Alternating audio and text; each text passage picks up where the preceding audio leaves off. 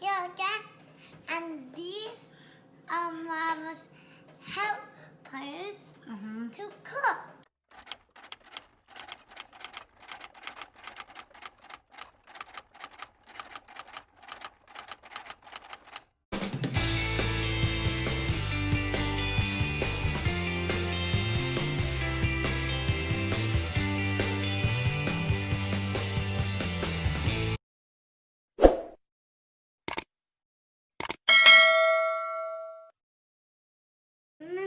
Hi everybody, this is Eric Risa Vlog, and today we are going to cook salmon sinigang, or fish soup in I guess in English. But before we start, for those people who hasn't subscribed to our channel, please subscribe and hit the notification bell so you guys can be updated to all of our uploads. Okay, so as I said, we are going to cook salmon sinigang. But before I decided to upload this video, I looked in YouTube how do people cook their salmon sinigang, and I guess it's very staple to our Filipinos that we cook our sinigang, whether it's galunggong or salmon. It doesn't matter what kind of fish that you use. I'm just using the salmon because it's the one that the kids eat. But the staple is that we use the sinigang sa sampalok mix, this one, to like I guess to get the taste. But I actually don't use this in my fish sinigang or anything like that. When Ethan is small, I used to make sinigang with this because I guess it's easy. There's already taste and things in here, but he won't eat it. So one time I tried to use a different way to spice it up. Not to spice it up, like to get the to get what we get from here. I guess the sampalok taste of it. So I actually use lemon. So the lemon juice. Okay, so this is our ingredients. Fish. This is a combination of the fish head and the fish fillet. I guess you can use any fish if you want. Then for the condiments, we got the show it, okay? 1 tablespoon of pepper. 1 tablespoon of salt. Again, you can adjust it according to your preference. And because I'm not using the sampalok base, I'm going to use the ginisa mix. 1 tablespoon of that, or you can adjust. And then I have 2 onion, because I love onion. 2 tomato dice. Okay. Radish. This is just half because we don't eat much radish. And I'm not very proud of my long beans, but long beans. Okra, sili or pepper for sinigang. And because we don't have kangkong is actually very expensive in Canada. So I'm going to use bok choy instead. Okay? So let's start cooking. You forgot lemon. Oh, okay. I always do that. And as I said, for the base, to get that sour taste, I'm going to use the lemon. Okay, so let's start, guys. So I have the water preheat in here, okay? It's already hot and almost boiling. So we are going to add our onion. Can I do that? Okay, don't make a splash, okay, Ethan? Because we're gonna onion. Splashy. Okay. And then we're also going to put our tomato. Can I do? Sure. Mama. Here, maybe you do it like this. Yeah, that's a better way. Okay. Okay. Alright. Ethan, don't splash. Okay. Okay, so put it like this. Don't splash. Okay. Lubog. Lubog. Ethan, I said lubog. Okay, so like lubog.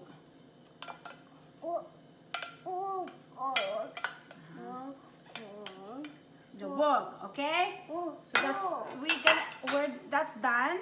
And then ninig pakiabot ng ng radish. Yung puti ninig. I do the radish. Okay. Yan. Oo, yan, oo. I want Okay. this. So put it, Tutoy. Okay, huwag splash ha. Okay. There. Okay. So, Okay. There. and we have to put all of it. Okay, all of it. So because we're gonna let this boil and maybe like half cooked. Because so then at least the water kind of get the taste of these ingredients already. And then at this time, I like to put the condiments already, which is the pepper. So I put all the pepper. Because I want the water to absorb it. Okay, no, the salt. Put the salt, kuya. Okay, salt. Salt. And then the ginisa mix. We don't drop it. We don't drop it, yeah. That's it. Okay, so it's everything is in there. And then now we're just gonna let it boil and cook. Let's stir. Yeah. Let's stir. No, don't stir, Tutoy. It's okay, maluluto na siya ng kanya, right? Okay, so we're just gonna wait. I don't think that you guys are seeing it, but that's how it looks. Right? Okay, so for the meantime, okay, for the meantime, I'm going to teach Ethan how to squeeze this lemon. No, no, no, that's how you do that. Okay, so I'm just gonna teach Ethan how to squeeze the lemon using this. Okay, squeeze the lemon. Squeeze, baon. Baon. No, baon. Baon. Baon. Okay, baon. Baon. Ay. No, while you baon, you do like this. Okay. Yeah? Can I do? Okay, go. That's it. Good job, Ethan. More? Okay. Okay, that's it. Done. Now, This is gonna be later. Okay, we're just gonna wait. Okay, so we're gonna cover the pan and let this boil. There, okay?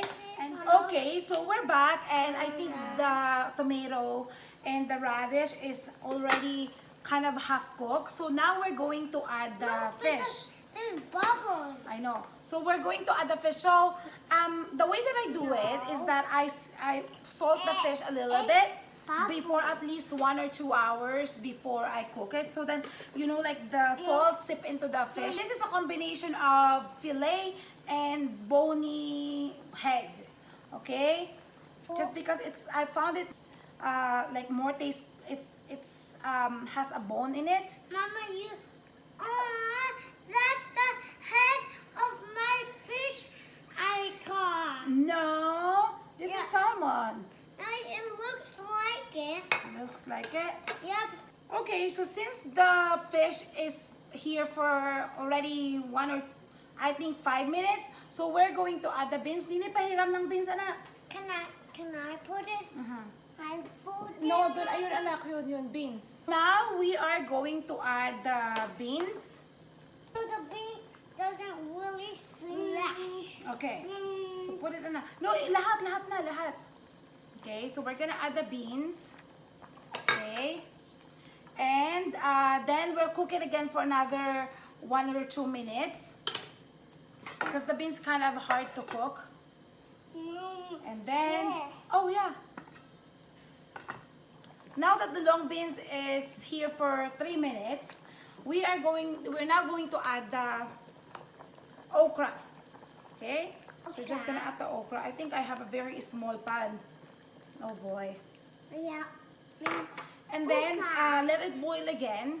You do because look. I know it's. Change it.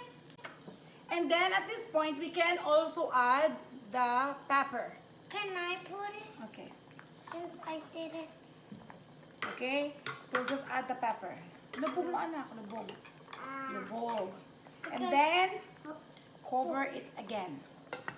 Okay, and we'll be back. Okay guys, so I think the okra is already half cooked. So this is the time that we're going to put the lemon juice, okay? So this is half of the lemon. Okay. Because the reason why we put it after the okra, if we put it before the okra, then the okra become black. And then now after we put it, we let it boil again. But we don't need to use the cover anymore. Just, Nini, oh, it's okay now, it's okay now. It's okay now, Nini. Stir. Yeah, just stir and let it, Can I stir? huh? Yeah, you can stir. So yummy. We're waiting. Looks so yummy, right, Kuya? So here's the okra. And you love the okra. Because Okra is good for your blood sugar. I Right. love okra. You love okra too? Yeah. She love okra. Yeah. Tutoy, huwag mo na landiin, anak. Okay? So yummy. Okay, so now that the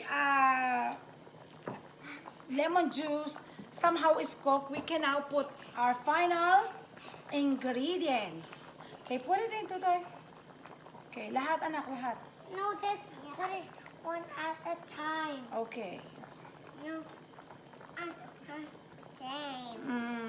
Okay. Okay, ilulubog ni Mama, okay, para maluto, ha? Masyadong maliit ang aking napiling apan. Mama. I did not count.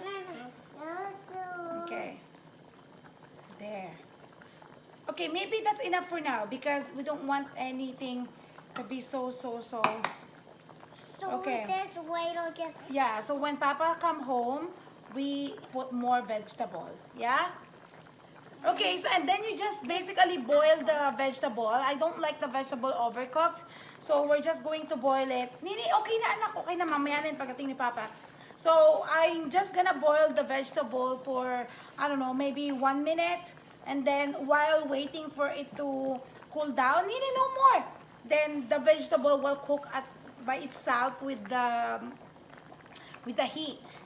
Okay? So that's it. So that's all of our Nini, salmon sinigang. Okay? So, super yum. Okay, so I'm going to turn up the heat now because this is done. And then we're just going to wait. Right? We're just gonna wait till it cool down a little bit. Okay, so now we're going to try our sinigang salmon. Some. Okay. Wait, it's hot.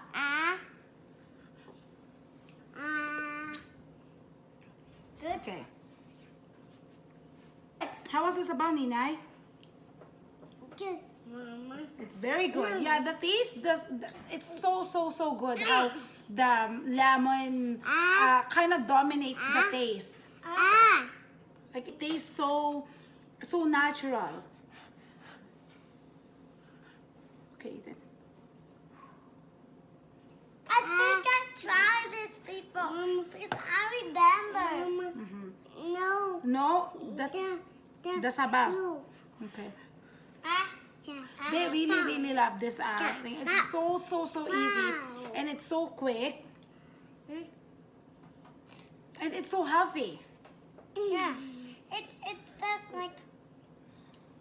Okay.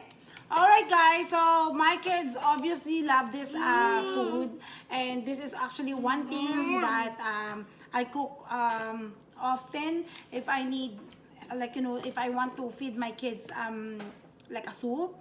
So if you guys want to try it, let me know how it turns out. Substituting the tamarind soup base with the lemon. Thank you guys so much for being with us again. Bye. Bye. Say bye. Bye. Bye.